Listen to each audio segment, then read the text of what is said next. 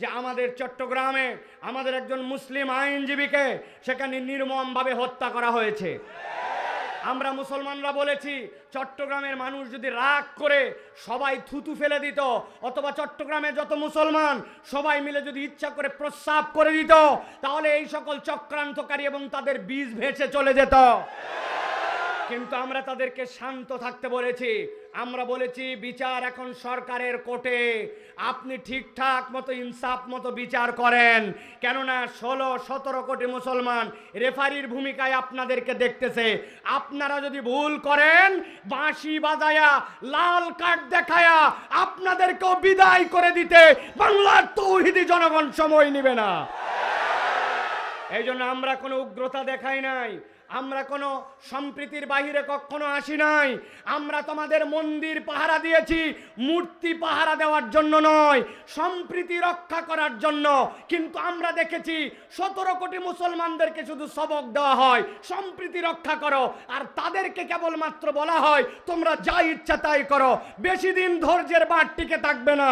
অতএব বাঁধ টিকে রাখতে চাইলে সুষ্ঠুভাবে এই ঘটনার অচিরেই বিচার করতে হবে।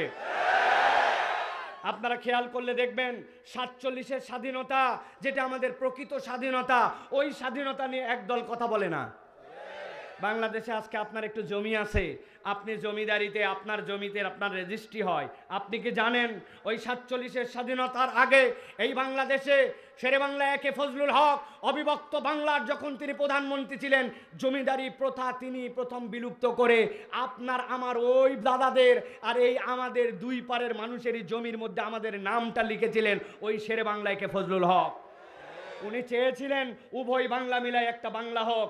এই জন্য হোসেন শহীদ সোহরাওয়ার্দীর সাথে তার অনেক ধরনের দূরত্ব ছিল, কেননা তিনি মুসলিম লীগ করতেন না।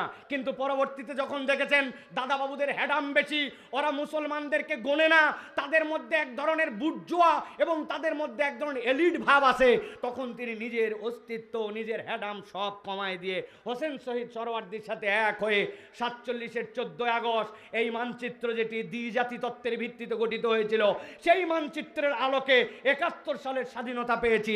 সেই মানচিত্রের আলোকে আমরা ফ্যাসিস্টদেরকে সরাই দিয়ে এখন আমরা একটা অভ্যুত্থান করেছি। সুতরাং যারা 47-এর মানচিত্রকে অস্বীকার করতে চায়, তারাই প্রকৃতার্থে এদেশের মধ্যে অন্যায় অনাচার করতে চায়, অপর রাষ্ট্রের ইন্ধনে তারাই এদেশকে অশান্ত করতে চায়, ঠিক না? অতএব চিনে নিতে হবে কে আপনার বন্ধু আর কে আপনার দুশমন। কিচ্ছু জানে না, ইতিহাস সম্পর্কে কোনো ধারণা নাই। তরুণ, এই দেশের ভবিষ্যৎ তোমার আমার হাতে, কেননা মুরব্বীদের বয়স হয়েছে। এখন আমরা যদি আমাদের দেশের পক্ষে না থাকি, আমরা যদি আমাদের দেশের পক্ষে কথা না বলি, তাহলে নিশ্চয় বিপদ কত বড় হবে সেটা আমরা কল্পনাও করতে পারবো না। ইন্নাল হামদুলিল্লাহ الحمد لله نحمده ونستعينه ونستغفره ونؤمن به ونتوكل عليه ونعوذ بالله من شرور أنفسنا ومن سيئات أعمالنا من يهد الله فلا مضل له ومن يضلل فلا هادي له وأشهد أن لا إله إلا الله وحده لا شريك له وأشهد أن سيدنا وحبيبنا وطبيب قلوبنا محمد الذي أرسله بالحق بشيرا ونذيرا وداعيا إلى الله بإذنه وسراجا منيرا فقد قال الله سبحانه وتعالى في كلامه المجيد وفي فرقان الحميد. أعوذ بالله من الشيطان الرجيم. بسم الله الرحمن الرحيم.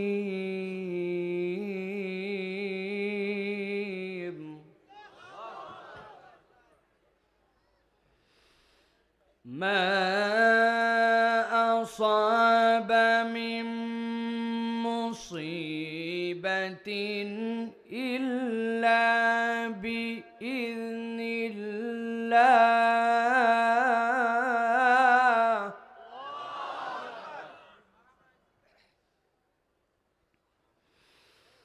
ومن يؤمن بالله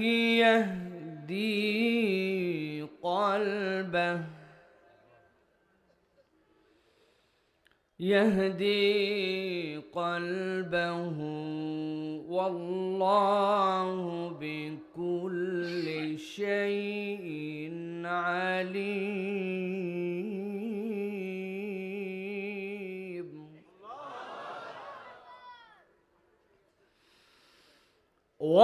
وأطيعوا الله وأطيعوا الرسول فإن توليتم فإنما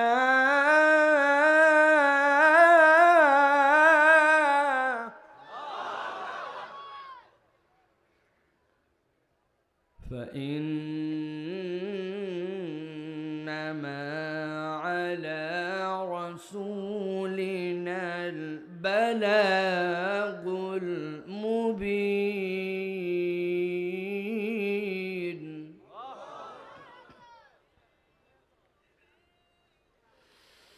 فإن توليتم فإنما على رسولنا البلاغ المبين.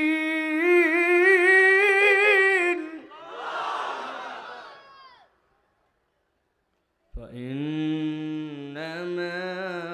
على رسولنا البلاغ المبين. وقال الله سبحانه وتعالى آمرا ومخبرا إن الله وملائكته يصلون على النبي يا أيها الذين آمنوا صلوا عليه وسلموا تسليما. اللهم صل على محمد وعلى آل محمد كما صليت على إبراهيم وعلى آل إبراهيم إنك حميد مجيد. اللهم بارك على محمد وعلى آل محمد كما باركت على إبراهيم وعلى آل إبراهيم إنك حميد مجيد.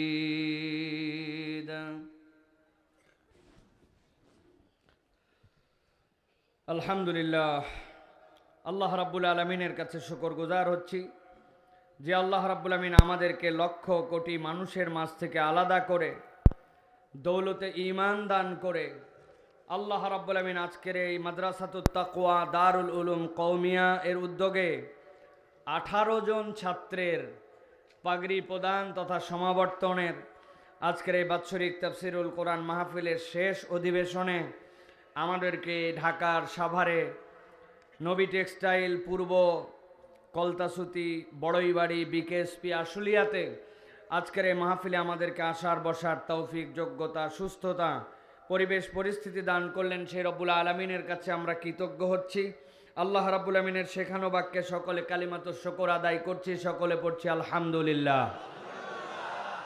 দরুদ এবং সালাম বর্ষিত হোক মানবতার মহান মুক্তির দূত আকায়ে নামদার তাজেদারে মদিনা আপনার আমার প্রিয় রাসূল জনাবে মুহাম্মদুর রাসূলুল্লাহ সাল্লাল্লাহু আলাইহি ওয়াসাল্লামের প্রতি আজকের এই মোবারক মজলিসের সম্মানিত সভাপতি জনাব মোহাম্মদ আব্দুল্লাহ আল মামুন সাহেব, আজকের মাহফিলের সম্মানিত প্রধান অতিথি হাজী মোহাম্মদ গোলাম জাফর সাহেব, আজকের মাহফিলের সম্মানিত বিশেষ অতিথিবৃন্দ, আজকের মাহফিলে কথা বলেছেন আমন্ত্রিত ওলামাই হজরত ফুজালা এজাম, আমার মঞ্চে উপবিষ্ট অত্র এলাকার বিশিষ্ট ব্যক্তিবর্গ, বিভিন্ন পর্যায়ের রাজনৈতিক নেতৃবৃন্দ, বিভিন্ন পর্যায়ের ওলামায়ে কেরাম, ফুজালা এজাম, আমার সামনে উপবিষ্ট সম্মানিত মুরব্বিয়ানে কেরাম, আমার প্রিয় তরুণ যুবকেরা, স্নেহের ছোটরা, আলাদা প্যান্ডেল থেকে শুনছেন মা এবং বোনেরা, সকলকে একবার সালাম দিয়েছি। আরও একবার আপনাদের কাছে দোয়া পাওয়া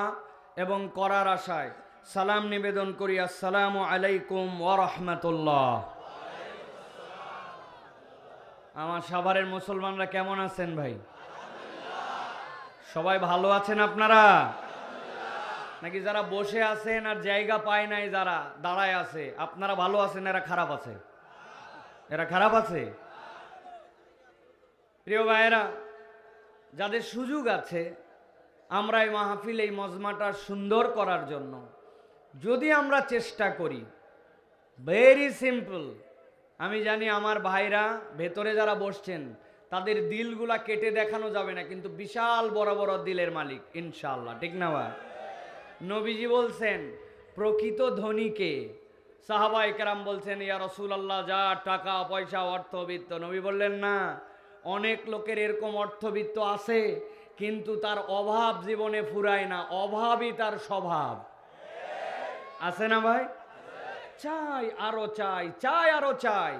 আর অনেক লোক আছে যাদের টাকা পয়সার কামাই কম কিন্তু দিলটা এত বড় যে ও যদি সুযোগ থাকতো পুরা দুনিয়াও কেউ চাইলে দিয়ে দিত, দিলটা তার এরকম। সুতরাং নবী বলছেন অন্তরের অভাব যে মুক্ত সেই হচ্ছে প্রকৃত অভাব মুক্ত, ঠিক কি না?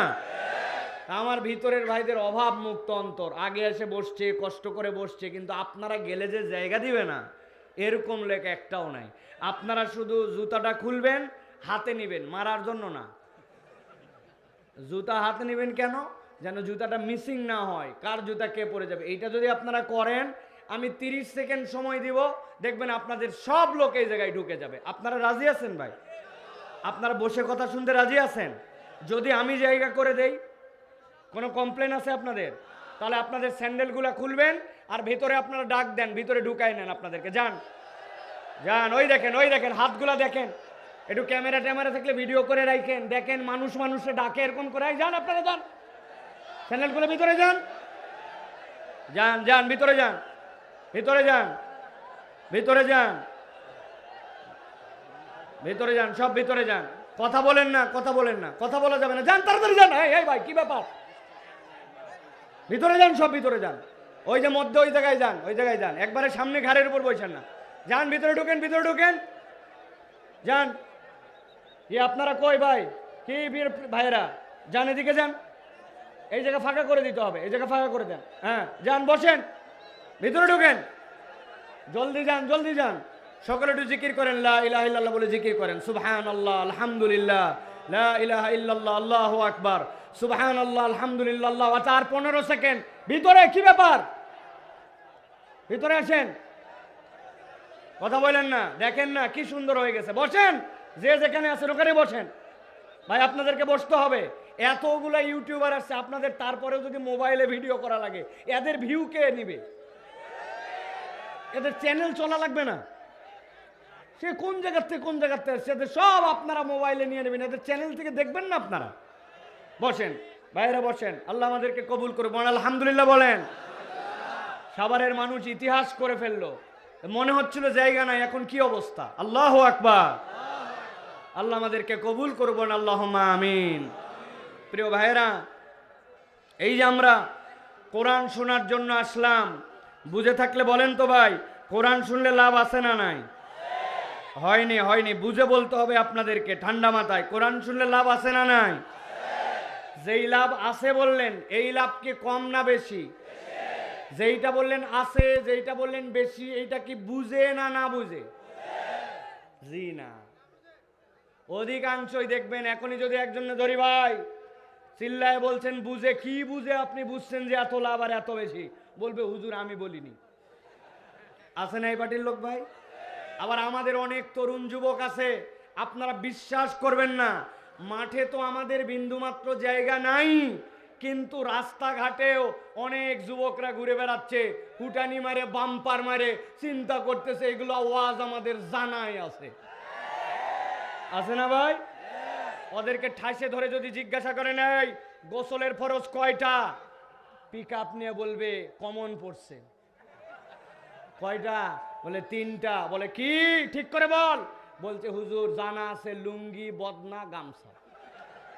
এই পার্টির লোক নাই ভাই? বিরাট ভাব, জামা কাপড় চলাফেরা দেখলে মনে হবে দুনিয়ার সব জানে, কিন্তু মুরব্বীরে ঠাইসে ধরছে না। এই মুরব্বী, নামাজের ভিতরে কয় ফরজ আর বাহিরে কয় ফরজ? বলছে ইমাম সাহেব জানে। ইমাম সাহেব জানলে আপনার কি লাভ? আপনি জানেন কিনা? বলতেছে তোর আব্বার বিয়ে খাইছে, আমি বেয়াদবি করতেছিস আমার সাথে। আছে কিনা ভাই? সাভারের এই জায়গায় গার্মেন্ট ছুটি হওয়ার পরে চায়ের দোকান থেকে উনি ইউক্রেন রাশিয়ার যুদ্ধ চলায়, আমেরিকা চলায়, পৃথিবী চলায়, কিন্তু উনাকে যদি বলা হয় বাবারে আশারায় মুবাশশারা যে 10 জন সাহাবী এক বৈঠকে রাসূলুল্লাহ সাল্লাল্লাহু আলাইহি ওয়াসাল্লাম জান্নাতের ঘোষণা পাইছিলেন, এরকম 10টা সাহাবীর নাম বলেন তো? পারবে? অনেক আমাদের আছে ভাই। সুতরাং আমাদের দ্বীন ইসলামের ব্যাপারে জানার আগ্রহ আপনাদের কেন নাই এইটা আমি বুঝি না। আমাদের যুবকরা তরুণরা প্রত্যেক দিন তো এই মাহফিলের আয়োজন হয় না ভাই, বছরে একদিন হয়। আর তুমি রাস্তাঘাটে ঘোরো, তুমি কোরআনের এইটুকুকে মর্যাদা দাও না। তুমি সন্ধ্যার থেকে পাঁপড় খাইলে, সন্ধ্যার থেকে তুমি 12 ভাজা খাইলে, জিলাপি খাইলে, এখন পর্যন্ত যেই ওসিলাই দোকান আসলো ওই ওসিলাই তুমি এখন পর্যন্ত হাজির হলে না, আল্লাহর কাছে তুমি জবাব দিবে কি? যুবকরা আমাদেরকে মাঝে মাঝে ওয়াজ করে ভাই, একটা ওয়াজ আমাদেরকে যুবকরা করে, আমি করব? বলে হুজুর এত দূরে দূরে মাইক দিছেন, প্যান্ডেলে এসে ওয়াজ শোনা লাগবে, এর কি এমন কারণ আছে? দূর থেকে তো আমি শুনতেছি। আছে না ভাই? ওয়াজটা ভালো না ভাই? ভালো, ওয়াজ ভালো, কিন্তু দেখেন এই ভালোর সাথে আমার যুক্তির সাথে আপনার যুক্তি মেলে কিনা। এই যে মোবাইল, এই মোবাইলে আমরা 2 ভাবে ইন্টারনেট ব্যবহার করি। কয়ভাবে? একটা হচ্ছে ওয়াইফাই ডাটা আর একটা হচ্ছে সেলফ ডাটা। কি ডাটা? ওই যে ওই মুরব্বী দাড়ি পাকা হ হ করতেছে, উনার কি এই ফোন? যুবকরা বলো ডাটা কয় ধরনের? একটা ওয়াইফাই আর একটা সেলফ ডাটা। এখন আপনার বাড়িতে একটা ওয়াইফাই রাউটার আছে, ওই রাউটারের পাসওয়ার্ড আপনার জানা আছে, আপনার মোবাইল যেটা ওই মোবাইলের সাথে ওটার কানেকশন করা আছে, কিন্তু আপনি আপনার বাড়ির থেকে যে গার্মেন্টসে যে প্রতিষ্ঠানে যে জায়গায় জব করেন ওইটার দূরত্ব হচ্ছে 0.5 কিলোমিটার, ওটার দূরত্ব হচ্ছে 1 কিলোমিটার।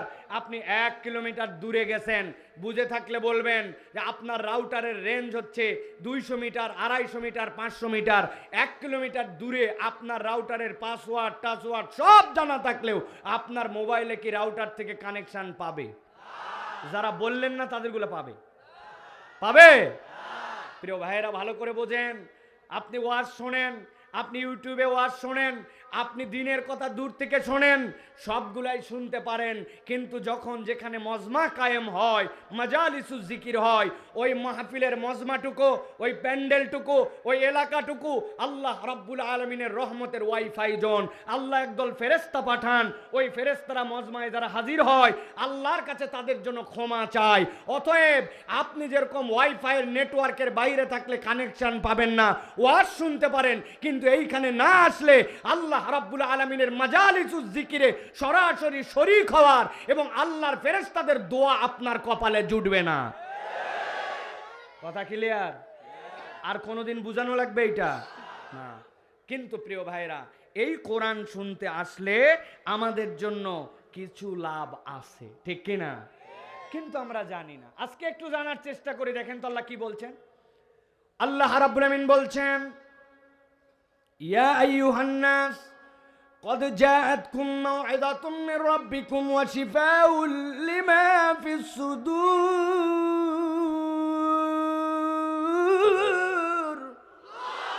আমার রব্বুল আমিন বলছেন, ও আমার হাবিব, আপনি কিয়ামত পর্যন্ত মানুষের কাছে জানায় দেন, ইয়া আইয়ুহান নাস, দুনিয়ার যত মানুষ তোমাদের কাছে বলা হলো, কদ জাআতকুম মাউইযাতুম মির রাব্বিকুম, আল্লাহর পক্ষ থেকে তোমাদের কাছে একটা মাউইযা এসেছে, ওয়াজ এসেছে, আল্লাহর পক্ষ থেকে তোমাদের কাছে একটা প্রেসক্রিপশন এসেছে। আপনি যদি কখনো ডাক্তার দেখান, ডাক্তার দেখানোর সাথে সাথে আপনি দেখবেন ডাক্তারের প্রেসক্রিপশনে দুইটা ভাগ থাকে, বাম পাশে চিকন করে একটা রো করা থাকে আর ডান পাশে একটা ভাগ করা থাকে। বাম পাশের রোর মানেটা আপনি বোঝেন না, কিন্তু ডাক্তার আপনার রোগের বৃত্তান্ত শুনে শুনে সেখানে কি কি আপনার রোগ তার ইন্ডিকেশন করেছে, আর ডান পাশে আপনার জন্য যে প্রেসক্রিপশন করে দিয়েছে, খেয়াল করলে দেখবেন ওই প্রেসক্রিপশনের মধ্যে ঔষধের নাম, ঔষধের পাওয়ার, ঔষধটা দিনে কয়বার খাবেন আর ঔষধটা কতদিন পর্যন্ত আপনার চলবে, এইটা ওই ডান পাশে প্রেসক্রিপশনের মধ্যে লেখা থাকে, ঠিক কিনা? আমার আল্লাহ রাব্বুল আমিন বলছেন, কদ জাআতকুম মাউইযাতুম মির রাব্বিকুম ওয়া শিফাউল লিমা ফিস সুদুরি ওয়া হুদাও ওয়া রাহমাতুল লিল মুমিনিন। এই দুনিয়ার মানুষ, আমি রব্বুল আমিন তোমার জন্য যেই কোরআন দিলাম, ওই কোরআনকে আমি রব্বুল আমিন বললাম মাউইযা, এইটা আল্লাহর পক্ষ থেকে তোমার জন্য প্রেসক্রিপশন। বান্দা, তোমার কতদিন পর্যন্ত এই কোরআনুল কারীমের পিছনে থেকে জান্নাত পর্যন্ত যাওয়ার জন্য কি কি পদ্ধতি লাগবে, আল্লাহ বলছেন কিয়ামত পর্যন্ত অনাগত মানুষের জন্য আমি কোরআনের মধ্যে এটা দিয়েছি। 2 নম্বর আল্লাহ বলছেন, ওয়া মাউইযাতুম মির রাব্বিকুম ওয়া শিফাউল লিমা ফিস সুদূর। দুনিয়াতে তুমি যত ধরনের অসুস্থ হও, প্রত্যেক অসুস্থতার জন্য তোমার ডাক্তার আছে, কিন্তু আল্লাহ বলছেন তোমার অন্তর যদি অসুস্থ হয়ে যায়, ওই অন্তরের ডাক্তার দুনিয়াতে একজনও নাই। তোমার হাতের চুলকানির ডাক্তার আছে, পা ভেঙে গেছে ডাক্তার আছে, তোমার যদি কোনো ধরনের নিউরোর প্রবলেম হয় ডাক্তার আছে, চোখের ডাক্তার আছে, কিন্তু আল্লাহ বলছেন তোমার যদি অন্তর ঠিক না হয়, তুমি উপরে যাই হও না কেন, আল্লাহর কাছে তুমি জান্নাতের সার্টিফিকেট পাবে না। অতএব জান্নাতের সার্টিফিকেট পেয়ে তুমি যদি ফিট মানুষ হতে চাও, তাহলে আল্লাহর কাছে তোমাকে কোরআন দিয়ে ওই ফিটনেস নিতে হবে। মাঝে মাঝে আমি উদাহরণ দেই, গভীর মনোযোগে খেয়াল করেন। আপনাদের এই এলাকায় একটা ছেলে পেপারের মধ্যে বিজ্ঞাপন দেখে যে সেনাবাহিনীর 2nd লেফটেন্যান্টে লোক নিবে, কমিশন র্যাঙ্কে লোক নিয়োগ দিবে। এখন যেই না কমিশন র্যাঙ্কে লোক নিবে, সাথে সাথে দেখে কি কি কোয়ালিফিকেশান। 1 নম্বর কোয়ালিফিকেশান হচ্ছে ওই ব্যক্তিকে 5 ফিট 6 ইঞ্চি লম্বা হওয়া লাগবে। 2 নম্বর তার যোগ্যতা, এসএসসি এবং এইচএসসিতে কমসে কম 2nd ডিভিশন পাওয়া লাগবে। 3 নম্বর তার কোয়ালিটি, থানার থেকে তার ক্লিয়ারেন্স লাগবে, ফৌজদারি কোনো মামলার মধ্যে তার নাম নাই। আর 4 নম্বর তার যোগ্যতা হচ্ছে কমসে কম ওই মানুষটাকে শারীরিকভাবে ফিট হতে হবে। ওই ছেলে যেই না কাগজ পেয়ে গেছে, পাওয়ার পরে দেখে বাপরে বাপ, বলছে এই জায়গাতে উভয়টাতে 2nd ডিভিশন, আমার উভয়টাতে তো গোল্ডেন প্লাস। সাথে সাথে এরপরে বলছে যে 2 নম্বরে কি, 2 নম্বরে তার জন্য যোগ্যতা চাইছে 5 ফিট 6 ইঞ্চি লম্বা হওয়া লাগবে। এই বেটা 6 ফিট, থানা ক্লিয়ারেন্স তার বাপ দাদার জন্মে, কারো থানায় তার নামে বিচার নাই। আর শারীরিকভাবে দেখতে শুনতে এত সুন্দর, ওই ছেলে আবেদন জমা দিয়ে দিছে, ধরেন সাভার ক্যান্টনমেন্টে তাকে ডাক দিছে, অমুক তারিখে তোমার কাগজপত্র নিয়ে হাজির হবা। ওই ছেলে ওই তারিখে কাগজপত্র নিয়ে হাজির হয়ে গেছে। হাজির হওয়ার পরে এখন যেই লোক তার পরীক্ষা করবে, প্রথমে বলছে তোমার সার্টিফিকেট দেখাও। সার্টিফিকেট দেখে বাপরে বাপ, চাইছিলাম 2nd ডিভিশন, এই বেটা 2টাতেই 1st ডিভিশন। সার্টিফিকেট ওকে, এবার থানার ক্লিয়ারেন্স দেখাও। থানার কাগজ যেই না চাইছে, থানাতে দেখে থানা তাকে বলছে বাপ দাদার জন্মে তার কোনো ফৌজদারি মামলা নাই, ক্লিয়ার। এবার বলছে বেটা যাওয়ার পরে হাইট মাপ দে। ও যেই না হাইট মাপতে গেছে, ওই বরাবর একটা দড়ি দেওয়া আছে 5 ফিট 6 ইঞ্চি, কিন্তু এই বেটা তো 6 ফিট লম্বা, ওর নাক বরাবর বাইতে গেছে, বলছে ব্যাককল এত লম্বা, নিচ দিয়ে যা। নিচ দিয়া পার করে দেওয়ার পরে বলছে জামা কাপড় খোলো। যেই না জামা কাপড় খোলাইছি, জামা কাপড় খোলানোর পরে এবার বলছে সামনে দিকে হাত দুইটা সোজা করো। যেই না বলছে সামনে দিকে হাত দুইটা সোজা করো, হাত দুইটা সোজা করছে, ডান হাতটা টনটনা সোজা, কিন্তু বাম হাতের 4টা আঙ্গুল অল্প একটুখানি বাঁকা। এখন যেই লোকর পরীক্ষা নেয় ওই বলছে এই ব্যাক কল, বাম হাতের নখ বেঁকা কেন, বাম হাতের নখ সোজা কর। ও বলছে স্যার এর থেকে বেশি সোজা হয় না, জন্মের পরের থেকে আমার হাতের বাম হাতের 4টা আঙ্গুল একটু বেঁকা, তাছাড়া আমার পুরা শরীর ঠিক। বুঝে থাকলে বলেন আপনারা। বইটাতে ফার্স্ট ডিভিশন, 6 ফিট লম্বা, থানা ক্লিয়ারেন্স বরাবর, কিন্তু ওই ছেলেটার যদি বাম হাতের 4টা আঙ্গুল একটু বাঁকা হয়, সেনাবাহিনীতে কি ওই লোকটাকে ভর্তিতে নিবে? নিবে? আমার আল্লাহ রাব্বুল আমিন বলছেন ভালো করে বোঝো, ইয়া আইয়ুহান নাস কদ জাআতকুম মাউইযাতুম মির রাব্বিকুম ওয়া শিফাউল লিমা ফিস সুদুরি ওয়া হুদাও ওয়া রাহমাতুল লিল মুমিনিন।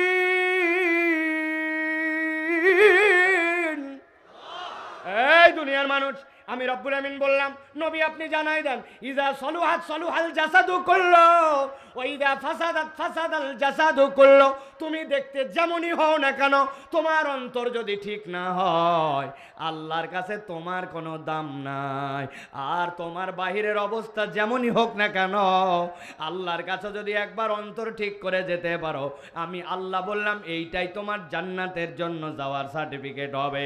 আর জান্নাতে যাওয়ার এই সার্টিফিকেট অর্জন করার জন্য আল্লাহ বলছেন কোরআন ছাড়া আর কোনো বিকল্প নাই।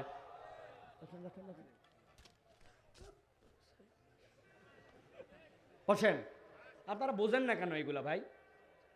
এই ওয়াজটা সারা পৃথিবীতে যাবে। এখানে আছেন 30,000 লোক, 10, 20, 30,000, সারা পৃথিবীর লেক দেখবে হুজুরের পিছনে একটা পৃথিবী আগায় গেছে, একটা টেবিল ফ্যান দিতে পারে নাই, একটা চার্জার ফ্যান দিতে পারে নাই, হুজুরের পিছনে একজন বাতাস করতেছে। এটা কি আমাদের ইজ্জত না বেইজ্জত? আমি এইটা বলি নাই কোনোদিন, আজকে সকল মিডিয়ার সামনে বললাম, সকল বক্তাদেরকে বলবো খবরদার আপনার পিছনে কাউরে বাতাস করতে দিবেন না। আপনার বাতাস লাগলে অন্তত পক্ষে আগে বলে দিবেন যে একটা টেবিল ফ্যান রাখেন। একজন বাতাস করে পুরা দুনিয়া দেখতেছে যে পুরা দুনিয়া আসমানে চলে গেছে, হুজুরের পিছনে এখন হাত দিয়ে বাতাস করা লাগে। সব কিছুর মধ্যে একটা পরিবেশনা আছে, ইসলামকে আমরা উপস্থাপন করছি। আমি অনেক স্টেজে এই কথা বলছি, ইদানিং আর বলি না, যে যেগুলো স্টেজে আমাদের সম্মানিত ব্যক্তিরা বসেন, অন্তত পক্ষে টাকনুর উপরে যেন কাপড়টা থাকে, অন্তত মুখে যেন দাড়ি থাকে। হাজার হাজার এখানে আলেম বসে আছে, আর আমরা এমন চেহারা নিয়ে বসে থাকি, বাহিরের মানুষ খারাপ মনে করে। চ্যাংরা প্যাংরা যেগুলো লিডার, এগুলো না হয় বাদ দিলে হয়, কিন্তু যেগুলো মুরব্বী হয়ে গেছেন, কবে দাড়ি রাখবে না? রাগ করেন না, রাগ করেন না, কথা বলে ঠিক ঠিক বলেন কেন? চুপ করেন, চুপ করেন। এগুলো আমাদের সৌন্দর্যের ইন্টারনাল কথা, এগুলো একটাও নেটে যাবে না, এরা কেটে ফেলবে। এটা আমাদের ইন্টারনাল কথা। তাহলে ভালো করে খেয়াল করেন, দুইটা জিনিস গেল। 1 নম্বরে হচ্ছে কোরআন আমাদের জন্য প্রেসক্রিপশন, মনে থাকবে। 2 নম্বরে বলেছি কোরআন আমাদের জন্য হৃদয়ের ডাক্তারি। আল্লাহ এরপরে বলতেছেন কোরআন আরো একটাও কল্যাণ তোমাদের জন্য করে, ওয়াহুদাউ ওয়া রাহমাতুল লিল মুমিনিন। এই কোরআনটা হচ্ছে তোমার জন্য গাইডেন্স, কোরআনটা হচ্ছে তোমার জন্য হুদা। এখানে হুদা শব্দ শোনেন নাই, এরকম একজনও নাই, কিন্তু হুদা মানে কি হৃদয়ের মধ্যে আমরা ধারণ করি না। 2টা উদাহরণ দিব, সারা জীবন হৃদয়ের মধ্যে ঢুকায় রাখবেন। কোরআন আপনাকে কি করতে পারে আপনি তাহলে বুঝতে পারবেন। হুদার একটা অর্থ হচ্ছে হুদা আপনার জন্য আলো, হুদা আপনার জন্য নূর। কোরআন আপনার জন্য আল্লাহর পক্ষ থেকে একটা নূর। যারা এখানে বয়স্ক আছেন, মুরব্বী, অধিকাংশই তরুণ। আগে যখন আমাদের গ্রামের বাড়িগুলা ছিল, আগে যখন আমাদের প্রথম দিকে বিদ্যুৎ বাড়িতে যাইতো, তখন এখনকার মতো অটো মেন সুইচ ছিল না। তখন বাড়ির কোনো একটা কাট আউট থাকতো, চীনামাটির কাট আউট, বড় বড় বাড়ির কোনার মধ্যে লাগানো থাকতো, ঠিক কিনা? হঠাৎ করে দেখে নিজের বাড়িতে বিদ্যুৎ নাই, আশপাশের সব বাড়িতে কারেন্ট। কি ব্যাপার? সাথে সাথে চেক করো তো, কাট আউট মনে হয় কেটে গেছে। দৌড়ায় উঠে যায়, খুলছে, খোলার পরে দেখে হ্যাঁ যা ভাবছিলাম তাই, মধ্যে থেকে তো কাট আউটের লাইন নাই। সাথে সাথে বাড়ির মধ্যে তার তার ছিল, তার অল্প একটু নিয়ে আসে দাঁত দিছিলে, এইবার ওপার লাগাই যে লাগাই, এবার ব্যাটারে ডাক দিয়ে বলছে ব্যাটা এদিকে আয়, কাট আউট কিন্তু ওই কোণার মধ্যে অন্ধকার, ওই জায়গায় লাগানো লাগবে, তুই এই জায়গায় টর্চ ধরে থাকবি, যদি এলোমেলো হয়ে যায় আর কাট আউট লাগাতে যায় যদি নখটা ভিতরে ঢুকে যায় তাহলে কিন্তু খবর আছে, ঠিক কিনা? ওই পোলারে দায়িত্ব দিছে তুই এখন ধরে থাকবি টর্চটা। ও যেই না টর্চটা উপর দিকে ধরে আসে, বাপ গেছে কাট আউট লাগানোর জন্য, এখন যখন টর্চ ধরছে টর্চের আলো দেখে ঘরের যত মশা ছিল সবগুলো আলোর দিকে আসছে। একটা মশা উঠতে উঠতে আসে ওই ছেলের হাতের মধ্যে ভোঁ করে কামড় দিছে। চিন্তা করছে ব্যাককল, আমার এত সজাগ দৃষ্টির পরে তুই আমার হাতে কামড় দিছি, বাম হাত তো ফিরি, এক চোট নিয়ে ঢাস করে দিয়েছে বাড়ি, মশা মরে গেছে কিন্তু লাইট গেছে নড়ে, বাপ গেছে কাট আউট লাগাতে, বাপ তো চিল্লায় উঠছে এই ব্যাককল, তোকে বলছি টর্চ ধরে রাখতে সোজা, আর তুই নড়াস কেন? কয় আব্বা মশা। ওই বেয়াদব, এক মশা কামড় দিলে তোর এমন কি হবে, কিন্তু আমার যদি নোকের মধ্যে যায় কি বিপদ, কথা ঠিক কিনা? তার মানে দুনিয়াতে যে আলোগুলো আছে আপনি যত ফুটানি করেন প্রত্যেকটা আলো পরনির্ভরশীল। আপনি যে আলো জ্বলাচ্ছেন এইটা বিদ্যুৎ বিভাগ থেকে এসেছে, বিদ্যুৎ বিভাগ কোনো না কোনোভাবে সেই কারেন্ট উৎপাদন করে, আলোর একটা নির্ভরশীলতা আছে।